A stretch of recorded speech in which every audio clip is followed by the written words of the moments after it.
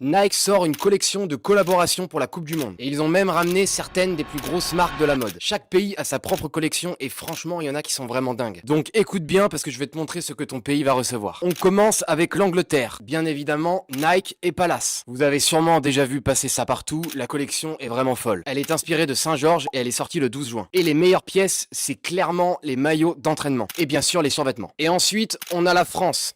Frère, les Français cuisinent toujours. Et ils se sont associés à Jacquemus. Donc au lieu du look très streetwear de l'Angleterre, nous les Français, on est parti sur une esthétique beaucoup plus classe. En fait, c'est quasiment une collection lifestyle complète. Et je vais pas te mentir, je suis bien content d'être français à ce moment-là. La Tiempo française, elle est vraiment sensationnelle. Franchement, cette collab, elle pourrait vraiment dépasser Palace pour l'Angleterre. Et elle est sortie le 11 juin. Ensuite, au Nigeria, la marque Nike va collaborer avec la marque Sloan. Les Super Eagles sont toujours connus pour avoir des maillots incroyables. Et comme prévu, ils ont encore cuisiné avec le style signature de Sloan. On se retrouve donc avec un maillot très audacieux, très vif et très reconnaissable. Mais les survêtements sont aussi incroyables. Le Canada, lui, a collaboré avec Nike et Nocta. Et honnêtement, ça ressemble plus à une sortie Nocta classique. Et le haut de survêtement est franchement ridicule. Franchement, il est vraiment ridicule, il y a même une cagoule. Et franchement, c'est exactement ce qu'on attendait de cette collab. Pour les Pays-Bas, on part sur Nike et Pata, et je vais être honnête, c'est un peu décevant. En vrai, le survêtement et les baskets, ils sont plutôt sympas, mais le maillot, il est un peu chargé pour moi. Ensuite, passage compliqué, mais la Corée du Sud collabore avec Nike et Peace Minuzone. Désolé, je l'ai peut-être mal prononcé.